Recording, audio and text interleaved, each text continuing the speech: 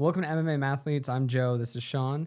We're a couple MMA casuals that are degenerate gamblers. So Craig Jones, he submits Chael Sonnen in like 30 seconds. Yeah, that was brutal. By a buggy choke. That was disgusting. That was the quickest buggy choke I've ever seen actually just land. You know what was so sick too is that when he had him in the buggy choke, you could see him slowly working in the arm. Oh, it only got worse. Yeah, the details were just so nice. Like, oh yeah, so sick.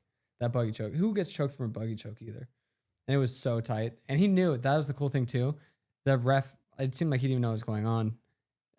Craig just undoes the buggy choke. He goes, yeah, he's passed the fuck out. Yeah, he's deleted. Yeah. Take him away. Yeah. Next, I think BJJ needs more Craig Joneses as well. Yeah. He's got such a good personality. Yeah. That like, if you have more of those people that are clashing, like him versus Gordon Ryan, that whole rivalry is kind of like a really big reason why a lot of people like even follow BJJ outside of gyms. Oh yeah, for sure. Or even got into BJJ during that time period. That was such a big boom was because of their rivalry. Yeah. Yeah. I think it's just insane that Gordon Ryan is younger than me. He looks like he's a 55-year-old man. Yeah. He looks like 55, but he also looks like 23 in his prime at the same time. He looks like a 55-year-old on just all the juice. He looks like a 50-year-old retired skateboarder. Yeah, that's what he looks like.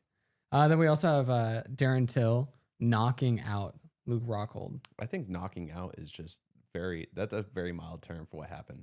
Yeah, what would you say? Dusted. Yeah, Dustin. Yeah. Yeah, Dustin Poirier. Yeah, dude, that was insane. Oh my God. The knockdown before and then also leading up to that knockout. I mean, he did such a good job just peppering up his guard. So he had that guard, waited for that shot, and just came in with that, just boom, right across the chin. I forget how many times you'll just notice that there's levels to striking. Mm-hmm. And like you don't notice it until there's actual elite strikers versus elite strikers. Mm-hmm. Like Rockhold, I would consider elite striker. You know, maybe not so his hands. He's more known for his feet, in my opinion. Mm-hmm. But still, like he's in the top echelon in MMA. Oh, for sure. And then Darren Till made him look ordinary. Yeah, but people also forget Darren Till is an animal. He started off Muay Thai. Yeah. He started off striking. But the thing that's always weird to me is like, so Darren Till, I mean, he's kind of always been that guy who's like, I'm gonna fuck that guy up. I'm gonna mess that guy up, whatever. And then, so whenever you see him, you're like, oh yeah, I mean, he may not, But then Luke Rockhold, I feel like he's always like the cool guy, he's always like that. But when he talks with such like conviction that he's like, I'm gonna knock him out. I believed him. I was like, damn, Darren Till might have a rough night. Yeah. But we were talking about this a while ago, like way before, like when it was first announced. I mean, Luke Rockhold looks great, but like, let's just talk about Luke Rockhold for a second. The last like 3 fights he's been in, he's just quit. Yeah. When he was against Paulo Costa, quit. When he was at bare knuckle against Mike Perry, quit. Both times quitting, and it's just, he has that quit in him. And I think that it's just because he had such a long career of success. Now that he's like, been there, done that. I don't think he's really like in that animal hungry mindset anymore. And so it's easier for him to get from point A to point quit. You know what I mean? I think also so there's certain people that do things differently, right? So you have people that are scripters. They have to have everything on the script and it's got to be perfect. And, A goes to B, goes to C, goes to D, and nothing can change that, right? Like kind of almost OCD. Yeah. And if things don't go according to plan, then the whole plan goes out the window. Like the perfect fight. It has to be perfect, exactly how they envisioned it, Mm-hmm. which, to be fair, some people just have that happen. McGregor versus Aldo, where everything was aligned. That's exactly how he envisioned it. That's exactly how he executed it. But that's not how every fight works, right?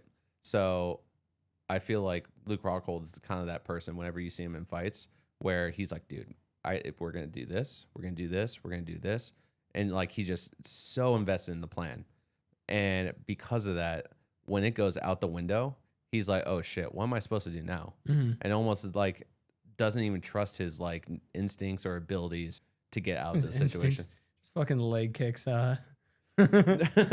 But you know what I'm saying? Like all kind of like thought of an exit plan or a different strategy just kind of goes out the window. Mm-hmm. Almost just like melts him. Yeah. Like a self-inflicted melting. No, for sure. And it's, I mean, you see a lot with like the Dagestanian wrestlers. Those Dagestanian wrestlers, I mean, oh, I'm not going to get taken down. Okay, well, sir, what happens if you do get taken down? Oh, I won't. Yeah. But what happens when you do? You're not, it's not if. You're going to get taken down. Yeah. And the people that have done the best with Dagestani wrestlers understand that in mind. Yeah, Volk did so good against Islam that first fight. He did so good. It was just like he wasn't scared of the takedown because he knew that was what they were going to do. Yeah. He knew that was part of the game plan. The game plan was, I'm going to get in very bad situations.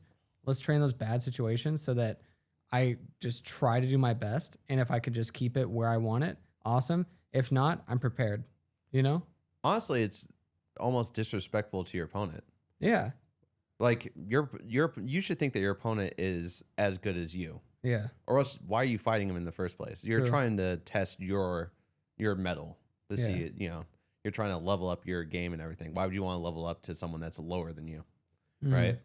And so to think that you know his bread and butter is takedowns, wrestling, all this stuff, and that he's not going to be able to do a single one. Like look at John Jones versus Daniel Cormier. At least he had the respect of Cormier. He's top level wrestler. He is going to take me down. Mm-hmm. But guess what? I'm going to get back up to my feet, and I'm going to take him down. Mm-hmm. You know, and guess what he did? Yeah. That exact plan. Yeah, that's what he said. He said, "Man, you are like such a great wrestler. I hope you could take me down." Like, It'd be crazy if he didn't. yeah, it'd be crazy. Like that's wild if you couldn't take me down. Like that's literally your job. You know? Then we have Tony Ferguson TKOing Salt Poppy. Salt Poppy was like a huge prospect in Misfits. They were sitting here riding this train to the top. I remember when he first won, they were like, man, this guy's the next thing. You know, he's going to be such a big deal. Honestly, he had such great performances previously that I thought he might be, you know, give him a few years, he might be like the head of Misfits, like boxing promotion. But I mean, Tony Ferguson just looks so great out there. He did a good job just keeping that pressure on him when he got him against the ropes. He was just slipping. He was ready for like the counter strikes, and he came back in and he just attacked. And I love that. I think also his head movement and just his overall movement is so unorthodox that, and his boxing is really crisp with that unorthodox positions that he goes in. That's just like, it's really hard to figure him out. And if you don't figure him out quick, like, I mean, he still has that touch. That's the other thing that's a good point is that, you know, you sit there and try to feel him out. You're like, okay, well, I'm going to start feeling him out the first round and then the second round, and then we'll get into it like the third round and then the fourth. Some people thinking like that. And it's like, I don't think Tony Ferguson thought for a second. He was like, no, dude, I'm going in there. I've been in the fight game for so long. Let's just put it on him. Let's see what he's made of. Let's see if we can't just break him early. Yeah, exactly. Great game plan. Makes for a fun fight. And look, he got the W, first W in a long time. But I Good mean, for him. he's still an animal. People forget. Oh, yeah. People forget immediately. It's like, oh, he sucks now. Dude, he's a dog. Like he's crazy. Y'all must good. have forgot, man. Yeah. Seriously though, it's crazy. And then you have Zhang moving up to flyweight. So here for that fight. Great fight. Her Excellent versus fight. Shevchenko. Honestly, what I would love to see is if Zhang gets this fight, you know, wins this fight, her versus Namajunas 3, but at flyweight. I wonder how much of a difference that would be. That'd be interesting. And I think she really wants to get that fight as well, because those are her only losses are against Namajunas. Zhang. Yeah. Yeah. So I thought you were saying Shevchenko. I was like, here for that fight. oh yeah. Yeah. I don't think they would ever fight. I No. believe they're like buddy, like training partners, Yeah. all that stuff. I don't think they would fight either. I was honestly surprised that she went up to flyweight in the first place. I'm just really sad because I'm just like, I'm such an OG lover of her, of Namajunas. It's like back when she had her hair, like, Oh, jeez. And she was just like on the Ultimate Fighter. She has those moments where she's so unsure about herself. Then she goes in there and does those performances. Oh yeah. Like her against Jacek. Like that's a top performance right there. I mean, her versus Zhang. That was that. I mean, that's probably still my favorite like kick. Just like out The of first one. yeah, Yeah. just out of like just no context. Just show me one. That's probably up there. She set that up so nice too. No tells, just straight to the head. Yeah. I mean, it shows truly how like everyone talks about that don't even watch the sport, how barbaric it is. That shows truly how much of an art form And how the much sport of a, can be. yeah, how much like a chess match it is. Oh yeah, the highest level of chess. Yeah. And the other thing that was so nice was, we're seeing her tested against Zhang. Zhang's just an animal, different animal. She was an underdog going into that fight, and seeing her win just like really did make me feel like I felt like my kid won. I was like, Oh, and she's yeah. like, I'm the best. I'm like, oh god, she is the best. You know? Also, it helps that she kind of looks like Sid from Toy Story. She does look like Sid from Toy Story. So she does have that kind of like kid looking. Yeah. Like, you are my son. Yeah. And then we have JDM versus Islam. Here for that fight. Who do you think wins that fight? What I want to have happen is JDM. That makes it more interesting. I think he can pull it off. I mean, obviously reservations because, Dagestani. I don't know that whole style somehow just is there. It's such a problem. But Craig Jones is the Dagestani killer from what I've heard. Mm. He kind of has that Sambo style figured out. So I wonder how that works on that. Yeah, I feel like we've made so many developments in the defense against the Dagestanians that it's just like, honestly, I think that we're gonna see a big turn where they're able to do stuff about it. They figured it out. I think that if JDM can keep it on the feet and Islam still wins, I mean, it's hard to say Islam's not that guy. Yeah. You know what I mean? Until he goes up against Ilya Taporia at 170. Yeah, until he goes up against Volkanovski on short notice at 185. Here for that fight. Dude. Both of them slightly out of shape. Dude, Volk would be mad out of shape. That's so fun. It's so funny. I honestly wonder how, like when he's out of camp, how much he weighs. Probably like 160s. Like watching his YouTube channel, he eats well. He does, but he trains so much. He does. And I mean, he has like all his kids always running around. He just looks like such a great dad, such a great dude that I'm sure he just loses weight based off moral. Yeah. And then we have Edwards versus Paredes. Here for that fight. I love that he called out his shot and he got to have his shot. Yeah. Who wins that? Paredes spinning elbow. Yeah, I know. Seriously. Yeah. I mean, I want to say that Paredes wins, but who knows? I mean, Leon hasn't been in there for a while, ever since the loss.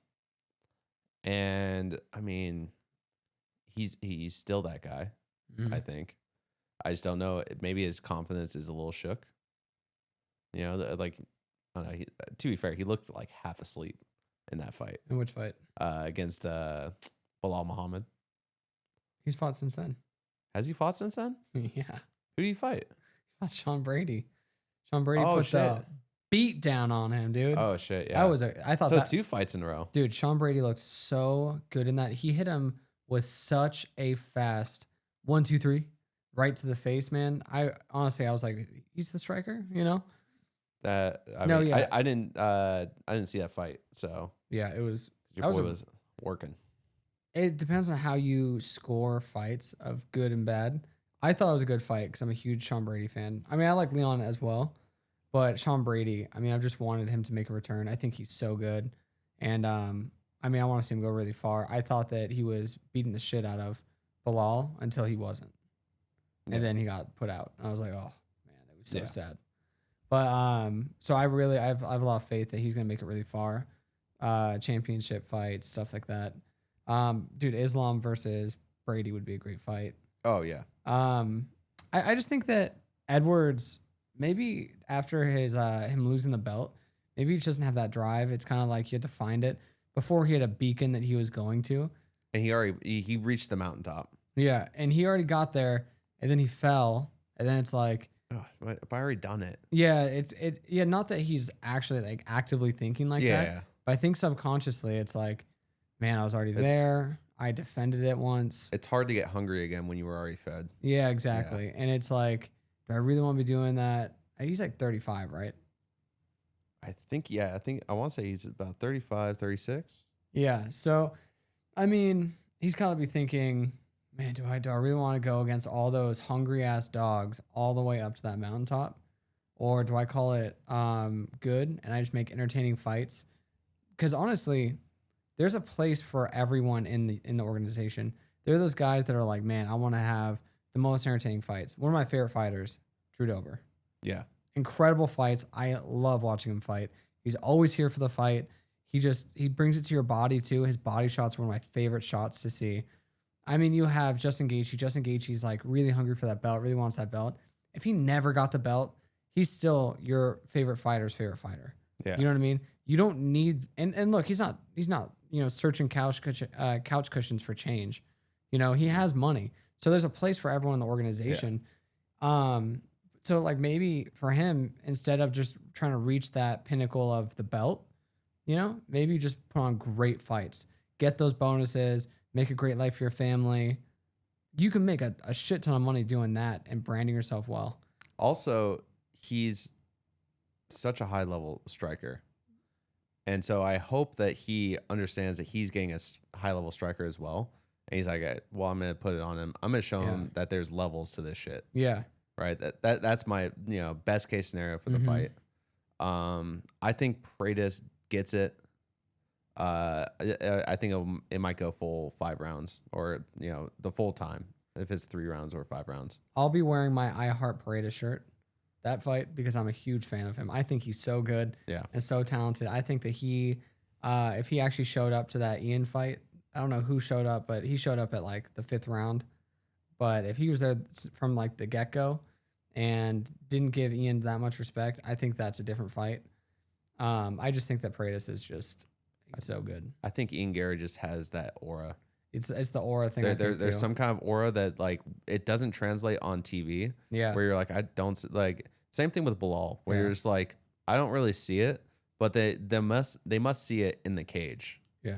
I mean, that's like, the thing is like you see something. That's why you have a coach because they see something. Yeah. It's not and then you relay it back to your coach. You're sitting there and you're like, hey man, this is what I'm feeling, and they go, oh, that's why you're not throwing that right hand. That's why you're not, threatening that takedown. That's why you're doing that. Yeah. Well, this is what we're gonna do. This is the game plan. Yeah. Because I see what's going on the outside. This is open. Maybe it'll open up this. Yeah. And I just think that they just stand in front of him. They're like, dude, I don't know what it is, but this is too much. Yeah. Something he has is too much. Almost like when you like walk past like a dark alleyway and you're like, I would not want to go down that alleyway. Yeah. Like your spidey senses are tingling or something. But then you're like someone like, McGregor. Then you're someone like McGregor. You go down the alleyway and like, it's like Ilya said, he's like, I don't go looking for problems, but if a problem comes to me, I say, no problem. Oh. You know what I mean? Like, Ilya that's just how he thinks, and it shows, you know? Like he doesn't care. He's gonna put it on you. He's gonna try to destroy you. Yeah. And he thinks he can, and that's so powerful because he has the skills, and if he doesn't think, like doubt himself, then he's gonna perform like that every time, and it's gonna be insane. I think that Ilya is just getting started, and I mean, I was following him before he's in the UFC. Oh yeah. And I just love his hands. I think that he's got such great boxing. I remember I bet against him. I bet on Ryan Hall, and you were like, "What the fuck are you thinking?" Dude, because I've never seen Topuria fight. Yeah. So I'm like, "Oh, this dude against Ryan Hall. Ryan Hall's all weird. He's gonna try to heel hook you, and then he just comes out there and just demolishes him." Yeah, I was real confused. Figures how that was gonna go. Quick. Yeah, he figured him out. He was like, "Okay, you go down again. I'm gonna just slam on your face." Yeah. You know? Man, yeah, that was a great fight. Let's see. So anyways, back to Shevchenko Zhang. Yeah. Who wins that?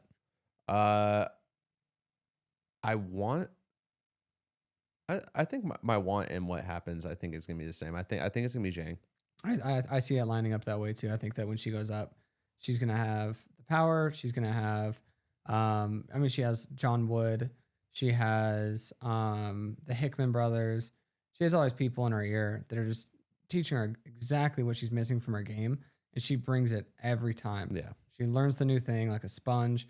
She goes in there, she implements it. She's always getting better. Yeah. And I think Shevchenko has been at the top for so long in her development years that she didn't have a lot of adversity to make her like a different fighter. I feel like she is a kickboxer that does MMA very well. I think Zhang is also the most complete fighter that she's fought, Shevchenko's fought since Nunez. Yeah, I agree. I mean, that. And honestly, if the Kayla Harrison fight goes the way I think it is, and Nunez wins, I think that Nunez should go back down and just show that belt what's up. You know, Go down to flyweight? if Zhang wins, That would be wild. if Zhang wins, Oh my God. yeah, because technically it'd be like 145, 135, 125. I don't know if her body would allow her. She'd be sucked up. Yeah. Because she has fought at 125, right? No, I think the lowest she got was 130. She did catch weight with Shevchenko. Yeah, and I don't know if she'd be able to make 125, but if she really wanted it, that would be like just take my money, have a good day. Oh yeah. But Shevchenko, I don't want to see her fight Shevchenko at 125. I just don't want to see it. Yeah. I'm not really interested in that. Early in her career, if she fought her at 135 for the belt, like maybe after Shevchenko retired Jacek, if she went up and did that. Shevchenko retired Jacek. Who did she fight? She fought Zhang. Zhang's the one that retired Jacek. Oh, gotcha. Or young Jacek. Who am I thinking? Hold on. I have to look at Shevchenko. Yeah, I definitely see. I mean, Shevchenko obviously can get it done because Shevchenko is Shevchenko. There's Nunez, and then I would. It's hard to say. I'd probably put Shevchenko in all-time accomplishments. Because of that, I would probably put her just below Nunez, on the Mount Rushmore of female fighters. Mhm. But then right after that has to be Zhang.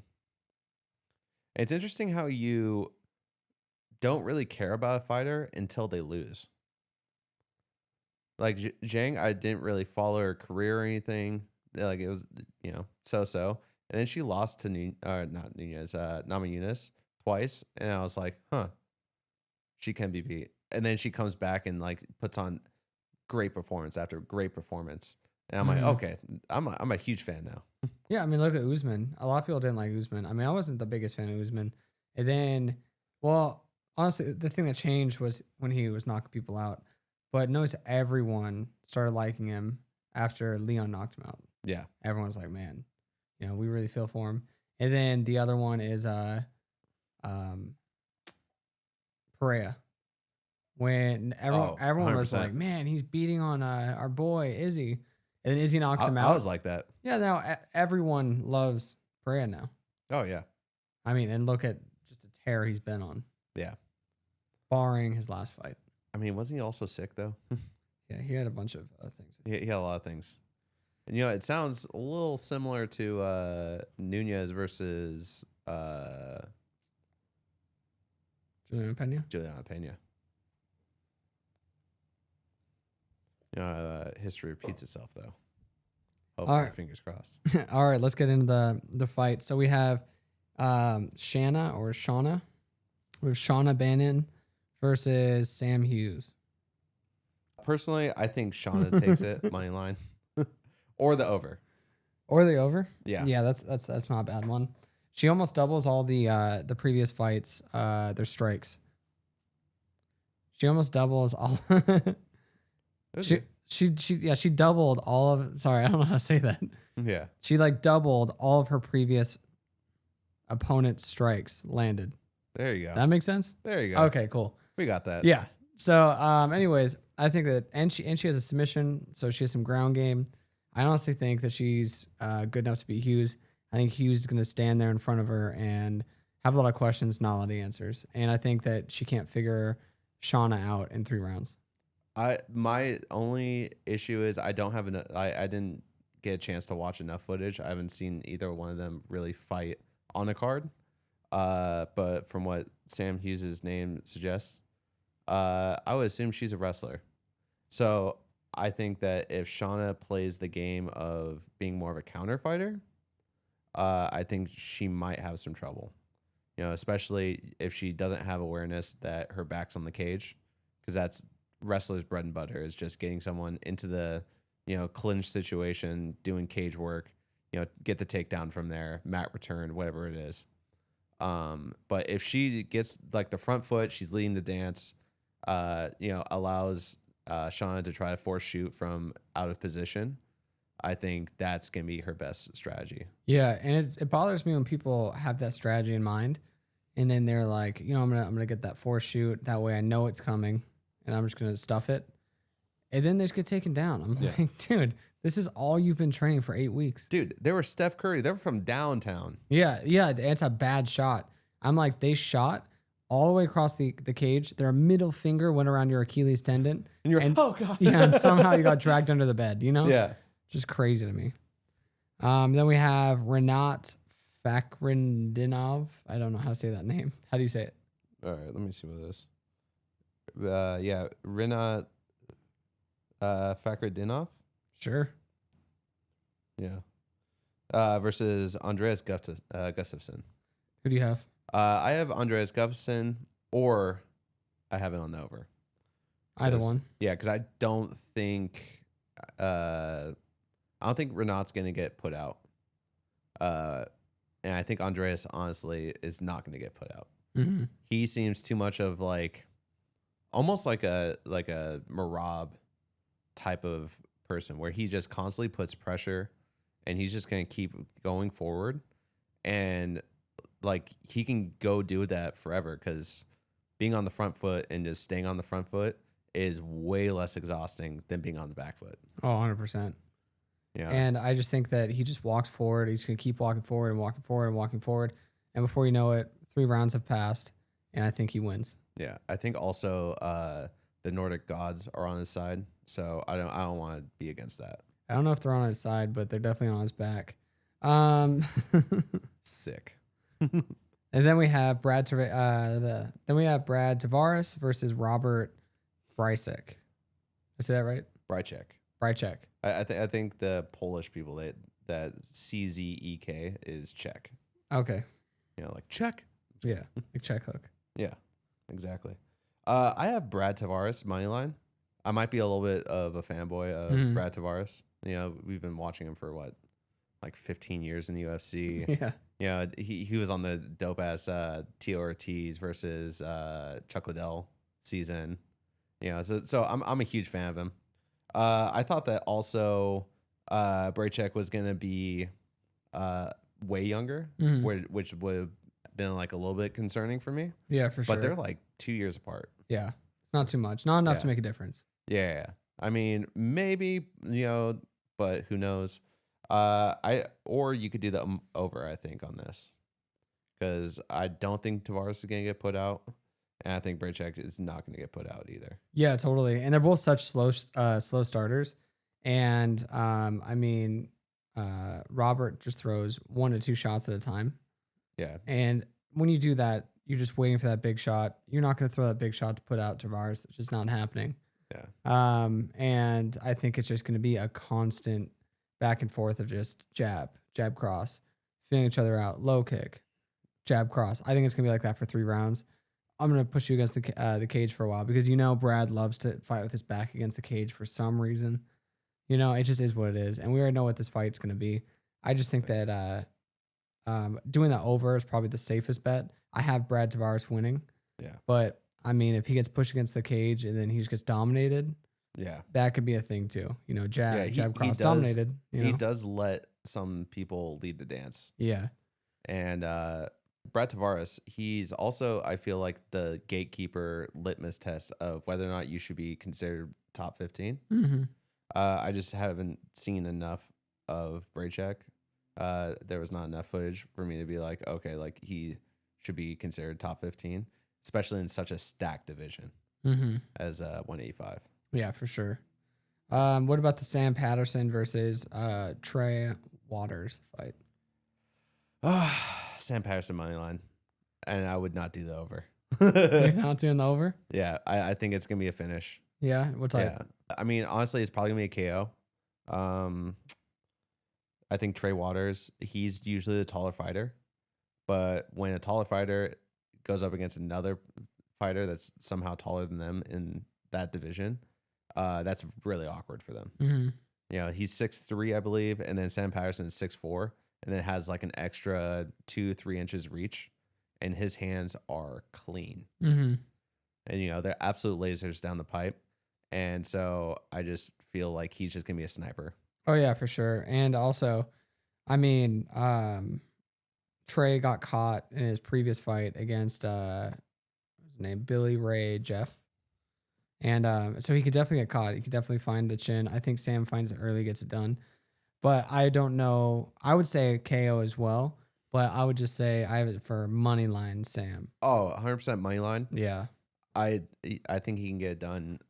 You know, it could be decision, but I feel like it's gonna be a decision that they earn that decision. Yeah. Like, You know, it's not a kind of stalling and we'll hope for the best type of thing. It's gonna be if it goes to decision, it's like, wow, they're lucky it went to decision. yeah. Which is great because the next person, Rise McKee versus Axel Solis. Yeah. I think Rise McKee KO. First round. I don't know first round, but I think he's going to get a KO win. I don't think it's going to decision. I would place the under, or I'd place his name Rise McKee. Yeah. Yeah, I think he's winning that 100%. Yeah, I think him being cut from the UFC, coming back from the UFC, that's going to make him hungrier than ever. You know, he understands what he's lost. You know, the grass isn't greener on the other side type of thing. And, you know, he's not going to waste this opportunity. Is that going to be your lock of the week? Yeah, I say KO first round. First round KO. No, KO. Just KO. Just KO? Just KO is going to be my lock of the week. Okay. Yeah, I completely agree. I have him as money line, but pretty much the one method I see him, you know, getting this done is going to be KO. Yeah. I guess obviously decision, but KO is, I mean, he looked so good in his last fight with, I forgot what the gentleman's name is. Gentleman. Yeah, the gentleman. The gentleman. Yeah, I think that he's going to find the chin early. I think he's going to get it done. I think if it does go to decision, then that just shows you how crazy strong Axel's jaw is. Oh, 100%. To be fair, his name is Axel. If he doesn't have a strong jaw, like that's crazy. That is crazy. I'm just saying. Let me get what his last fight was, just so I can give a little bit of against Frunza. Doctor stoppage. Yeah. Probably for the best.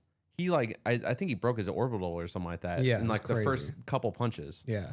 Absolute sniper. Yeah. Like everything, like every jab was just perfectly placed on the cheek every single time. Yeah. Just beautiful accuracy. I see him being even more confident in this fight too. Gotcha. Yeah, I agree. That's why it's my lock of the week. And then Marcin Tybura versus Ante Delija. Yes. Who do you have? Marcin, I have a love-hate relationship with him.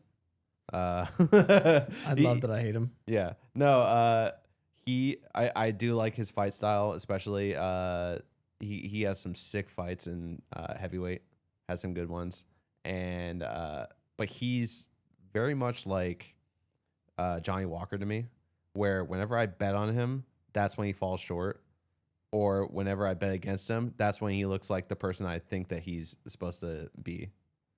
So it's always such a toss-up for me. So I do have Ante Delija. Sure. I have him by money line. Yeah. He's a wrestler. I feel like wrestlers are very dominant in heavyweight. Mm. I feel like, or if you have any kind of technical ground game, it gets you pretty far. And they're a relatively thin division.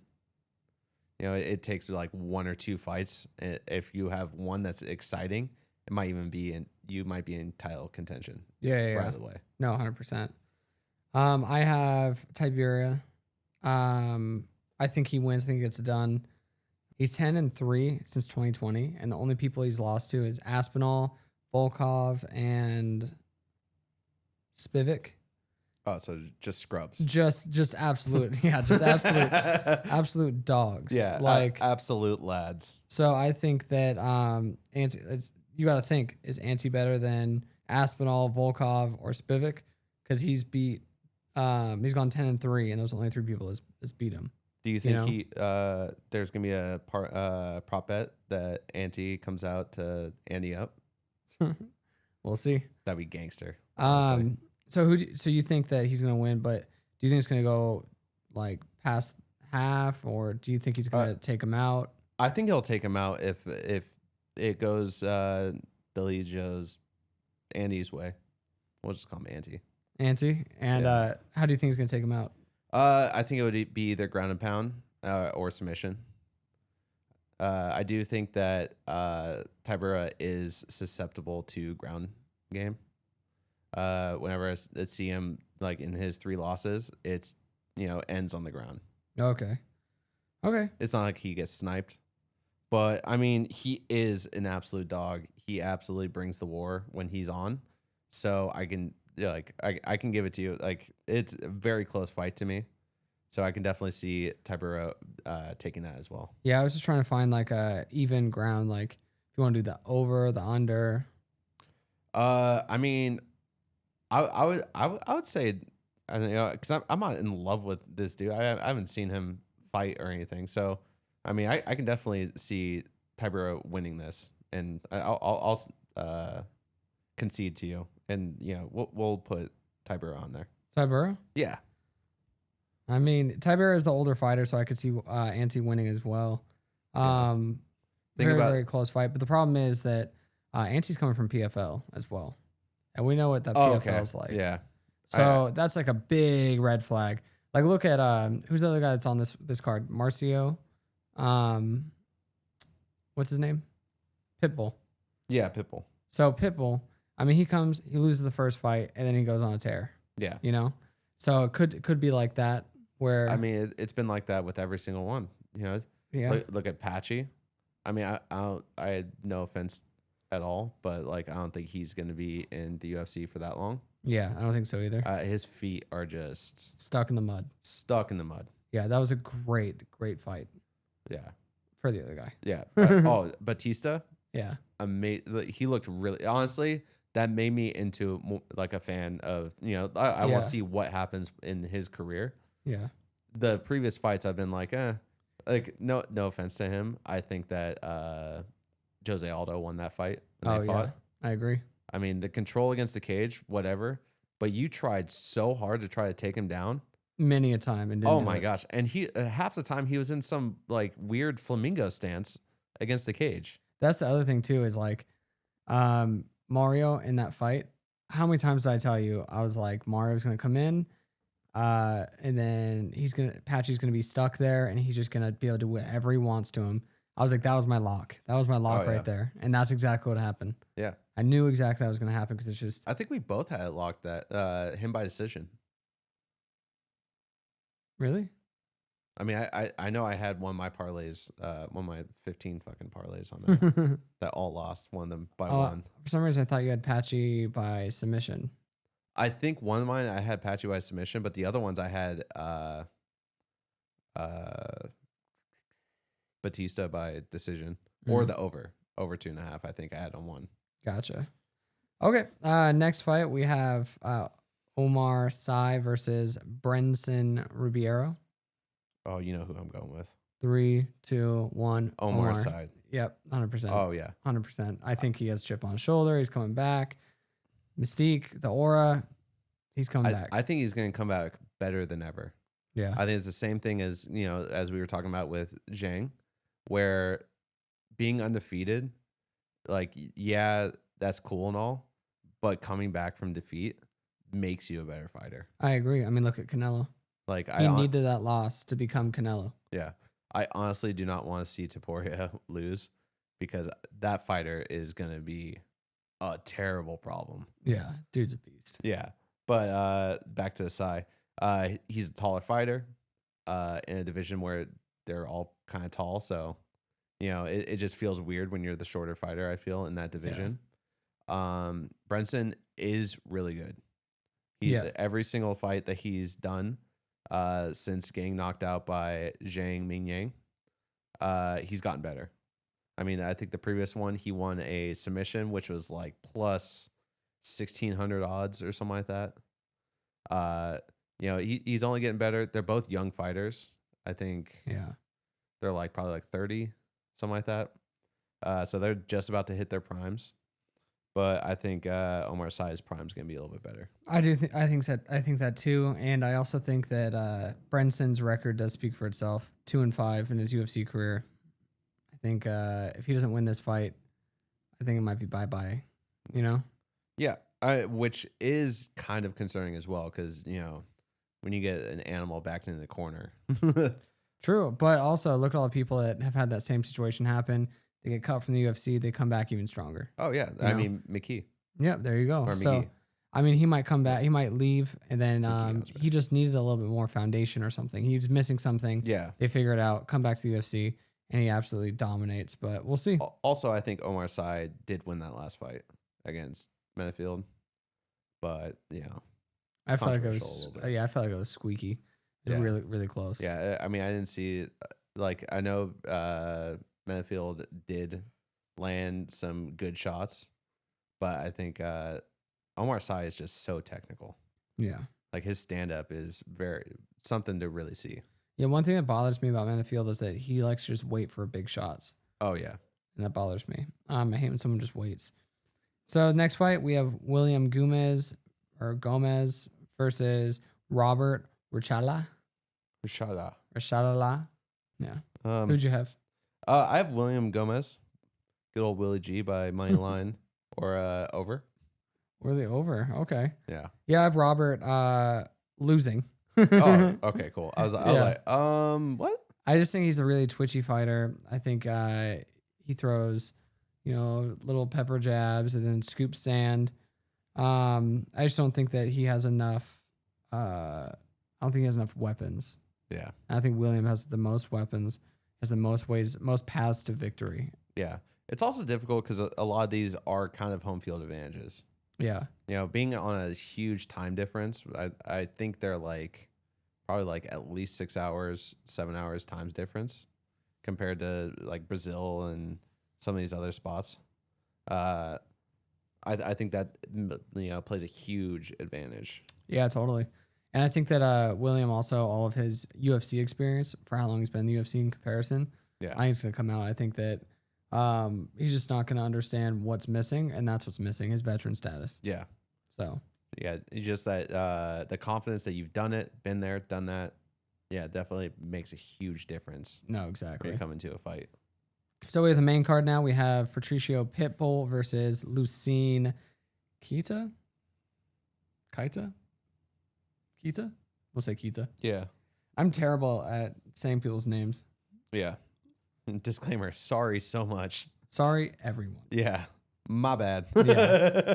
Seriously. I have Patricio money line. I don't have the over or under. I think he's good enough to get it done anywhere. No offense to Kita. I don't really know much about him, and that usually doesn't bode well when you're against someone that's an absolute veteran like Pitbull. Yeah, I agree. And so Lucene, I watched some of his fights.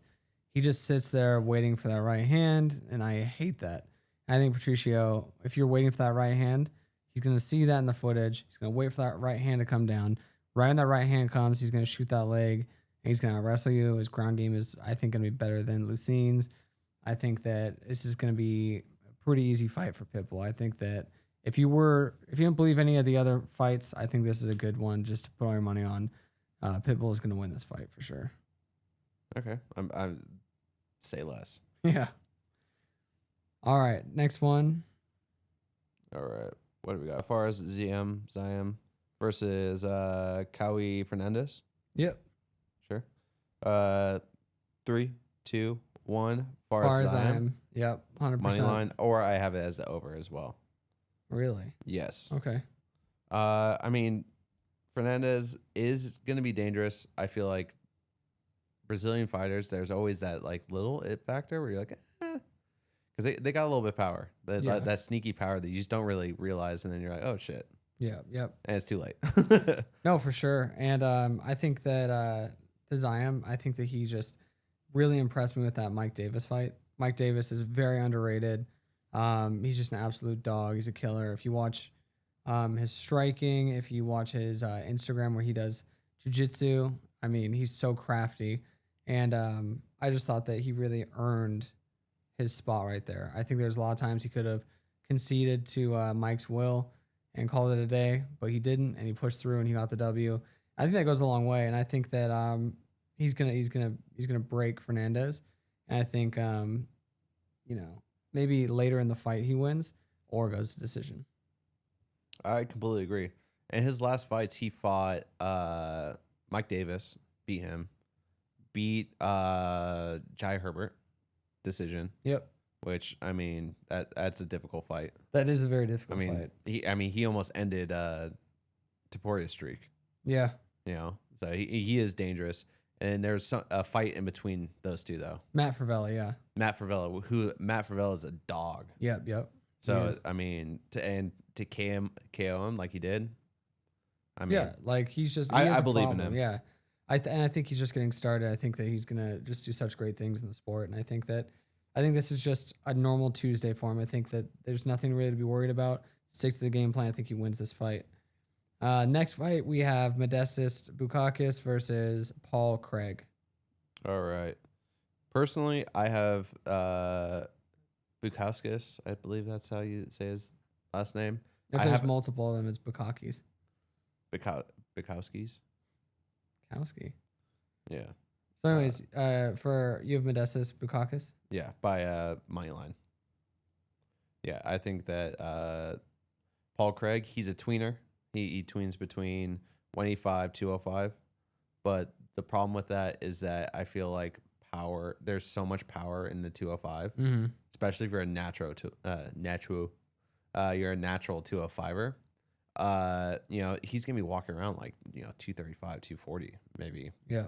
By the time they're actually in the cage, and I feel like Paul Craig also has a little bit of a susceptibility with his chin. It's sneaky though, because sometimes you think it's susceptibility, but then he's on the ground and he throws up a triangle. Yeah, I mean, I think everyone knows. Even if you're not even a fan of the sport, you know how good his ground game is. Yeah, he is top tier in terms of jiu-jitsu grappling. I agree. But he doesn't initiate the takedowns. That's my kind of issue. He doesn't really wrestle, so he doesn't get the chance to force it on the ground. He just kind of more or less tries to get them to take him to the ground. Weird. If that makes sense. That's a weird way to look at it. Yeah, like it's like, he'll keep it standing, but then he kind of like Charles Oliveira, where like he'll just kind of get hit with something enough where he goes and like almost pretends like he's getting more hurt than he is. More hurt than he is, kind of playing a possum a little bit. Yeah. Just so then they get in position where he's like, okay, well, I'm gonna take your leg. I'm gonna throw a triangle. Yeah. Now we're in my world. Yeah, and how well did that work out for him against Ilya? I don't think it worked that well. Yeah, I think he got fucking dusted. Yeah, I think that's what's gonna happen here. I think that Modestas is 31. I think he's young. I think he's hungry. I think Paul Craig is 37, and he is not as hungry as Bukauskas. Yeah, and again, Bukauskas is coming back into the UFC as well. So this is his second stint. I think he's hungrier than ever. The whole grass isn't greener on that other side. Going to other organizations. Yeah, for sure. And Bukauskas, he also fought Khalil Roundtree previously. And I mean, if he can make it through that guy, I think that Paul Craig has no stand up that he's going to be afraid of. Yeah. Yeah, because I think it went to the decision, if I'm not mistaken. Yeah, I think it did as well. And I think that if he could just keep it on his feet, I mean, is Paul Craig more dangerous on his feet than Khalil Roundtree? Absolutely not. There's no way. Especially because he's, a tweener. And last time I checked, Khalil Roundtree can never be 185. Yeah. He could go on a 60-day, absolute fast. I don't think he can get to 185. That Huge guy human. is an absolute lad of a human being. Yeah. He is so jacked, like just constantly, like 15% body fat when he's out of training camp. Probably closer to 10, under 10 when he's locked in, ready to go. Yeah, dude's dangerous. Yeah. But I just think that if Paul Craig fought Khalil Roundtree is putting Paul Craig in the shadow realm. That just is what it is. Yeah. So the fact that he couldn't do it against Modestus, I think that makes him more viable on the feet. And I think that he's not going to go to the ground with him because why would you? You're 31.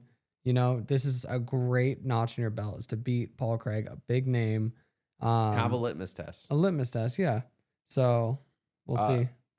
I mean, one thing that would be kind of a sneaky bet if you just want to throw $10 on it and just see what happens is Paul Craig by submission. That's the only way to victory, yeah. Yeah, because that's his only way of victory. He's not getting it by decision, I think. He could, but I think he's more of that fighter that lets people, lead the dance. Yeah. Even like look at him versus Bo Nickel. Bo Nickel's striking, I wouldn't consider elite. It's pretty good. Bo Nickel's striking? Yeah. It's like pretty good. Yeah. Pretty good? Pretty good. For UFC standards, I would say it was subpar. I think for street fighters, yeah, dude, he's got I think for wrestlers, he's like, pretty good average. Yeah, what's that like one wrestler that has good hands? Taporia. Okay, well, he's an anomaly. Yeah. Yeah. But even with that, he had trouble trying to get the lead on that. He just kind of let him do his thing, and then he was trying to counter off of that. What a weird fight, dude. He was just like overhand right, overhand right, overhand right. I think the button was stuck. I think that's what it was.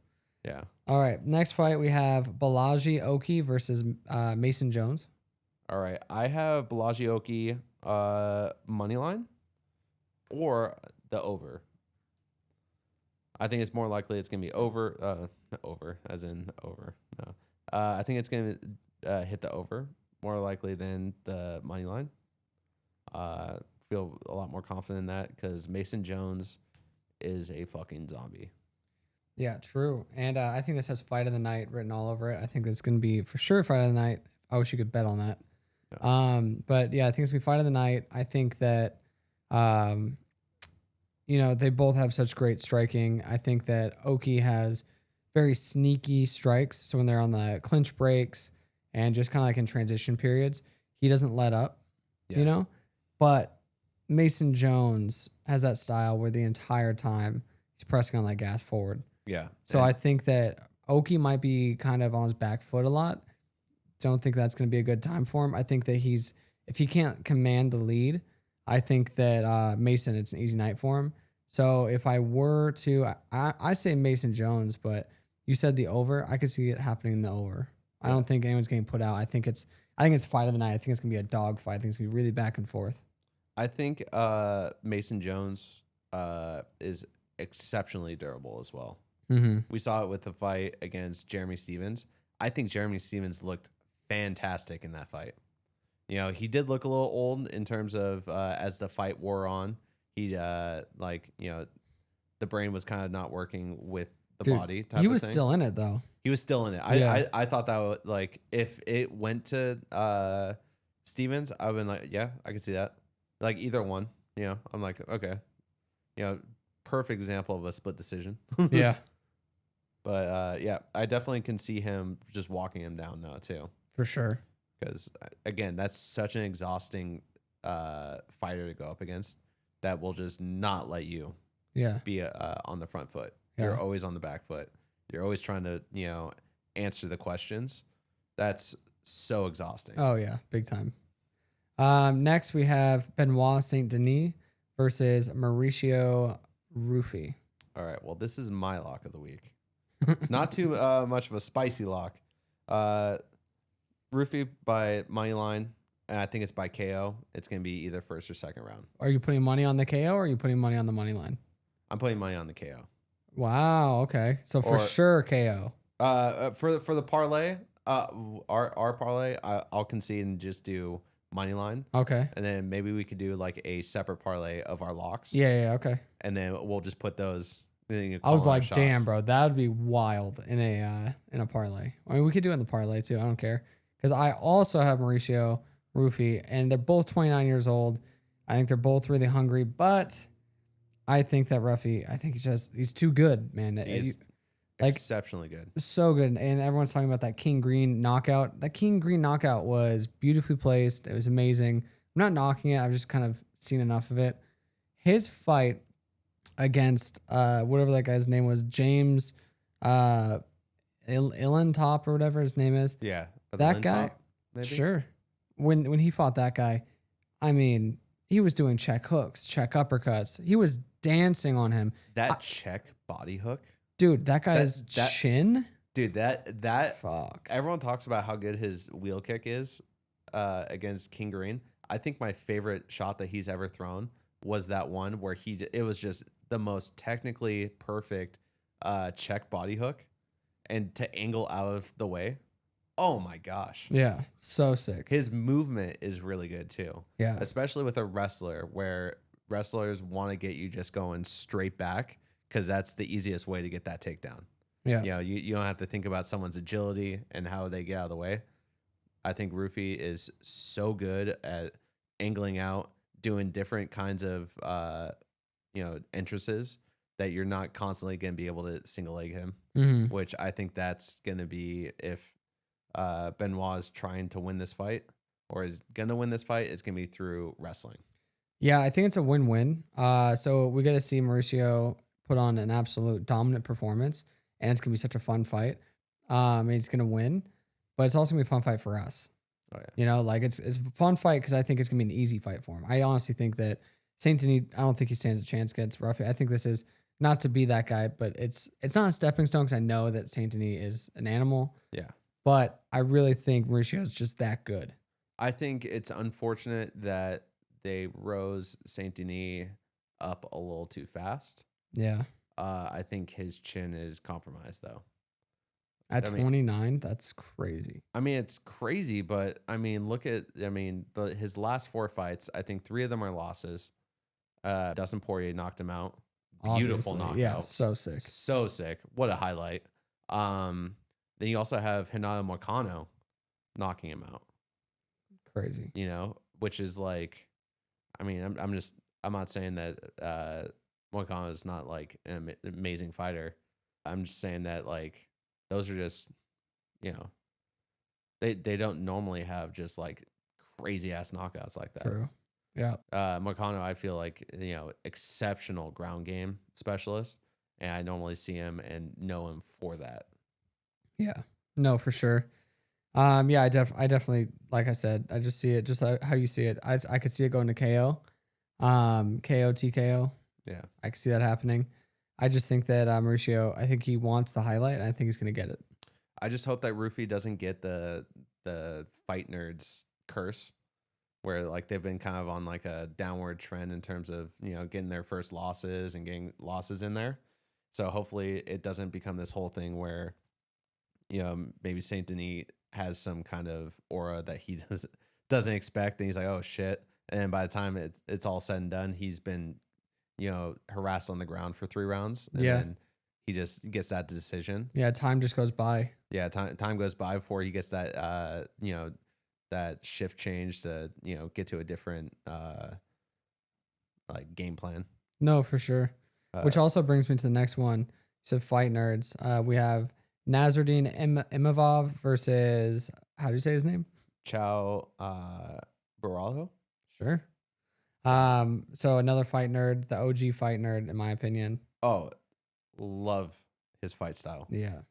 He's definitely the OG that put the Fight Nerds on the map. Yeah. I love both these fighters, honestly. I think they're both really good fighters. I think this is a really, really close fight. I personally think that Ciao is going to win this fight. I think he's more of the analytical, you know, as the fight nerds, you know, the name suggests, you know, they go in and they try to find all your little weaknesses from game film, and they just go and make a game plan from there, stick to the game plan. It hasn't been working really for them recently, but I definitely see him getting it done. But I can see Imavov, you know, he has really good power. He's so good at putting a high pace for being such a big lad too. Yeah. You know, 185, you don't normally see someone outpace the fighters that he's outpacing. Yeah. You know, he outpaced Cannonier, you know, Adesanya. He made them, you know, that are, what's up? You ever fought Adesanya? Imavov? Oh, that's what you're talking about the first time? Yeah. Oh. Oh, I'm so ready for redemption right now. I mean, it's gonna be Strickland anyways. Yeah, I think Strickland won that fight.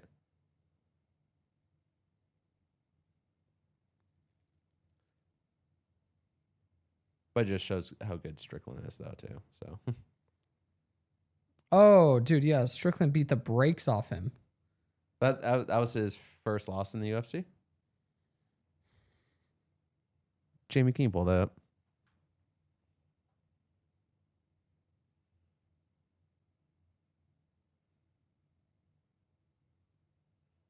Phil Hawes. Full Hawes. Mm-hmm. All right. Well, the more that I think about it, yeah, he can definitely get it done. He has been on a streak, but Wait, hold on. Go ahead. Stricken that from the records. No. So, yeah, I definitely can see Imavov. He is a very technical striker. He is really good at pushing the pace. He looked really good against Cannonier. Looked really good, obviously, against Adesanya. Put out Adesanya. That was a great fight until it wasn't. Yeah, seriously. Until it went south. Yeah. You know, he is really good at getting his jab, like just finding it and then sticking with it. Yeah, savaging his jab. Yeah, I just feel like there's a lot of fighters out there that forget how important the jab is. No, yeah, for sure. You know, and then they'll end up they'll start using it in like the first couple minutes, and they for some reason move off of it if it's not landing every single time, and then they just wait for the right hand, wait for the hook, wait for whatever their power shot is. Mm-hmm. But he is so good at just keeping that that jab in, and it just opens up so many opportunities for him. Like that uppercut against Adesanya. Yeah. Oh my god. Beautiful. So you're sticking with Chow? I mean, it's such a close fight. I could see it go either way. My thing is, I think Imavov wins. Chow, I feel like he does push such a high pace, but he also, I mean, he looks pretty gassed in rounds 2 on. You know, Yeah. There's a 5-round fight. I think if it goes the whole time, Imavov is going to win just because that pace he can do. Yeah. He goes into rounds 2 and 3 just fully alive, you know. But like you said, though, Strickland, he goes and he puts the pace on Imavov early, and he stays on him the whole time. And I mean, he just made that look easy. So, do you think that Strickland beats Chow, or vice versa?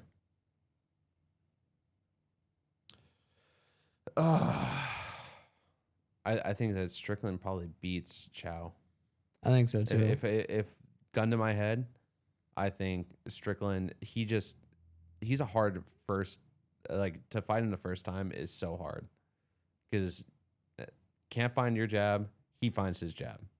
Mm-hmm. It's like that's such a important thing in terms of just how the fight goes, like how it looks optically, but then also the fact that you can't get any other combinations off because most of your combinations start with the jab, and if you can't get your jab off, then you don't have combinations essentially. True. I think the biggest underrated thing that Sean Strickland does is the teep. Oh, the teep is especially because he's so accurate with it. He gets it right in that spot that just melts your cardio. Yeah, it's just insane. So I think Imavov. I think Imavov. You think Chow. You think it's going to be early rounds, later rounds, decision? I think it's going to be a decision. So I think it's going to be later rounds, like 3, 4, 5. Or it's gonna be a decision. I think they have so much respect for each other that I don't think either one's gonna be trying to put each other out early. Okay, so Because I think they know that it's 5 rounds as well. yeah, true. And then so in that case, you just want to like meet in the middle, and we'll just do the over. Do the over? Yeah. Yeah, we could do that. How much is that? What are the odds of that? Altogether, 14 legs plus 225,364 odds. Jesus. So if we put $10 with the instant math from this app that we shouldn't talk about, would be $22,536.37 if it hits. And then we put that on black. Oh, 100%. Or you put it on black 11 because that shit always hits. True. But most important, if that hit, Daddy. Remember, these are our picks. Please gamble responsibly. We're not responsible for any of your losses. Comment your picks down below. Also, if you like this type of content, go ahead and follow us on social media. Links in the bio. We'll see you guys next week. Damn, that was good.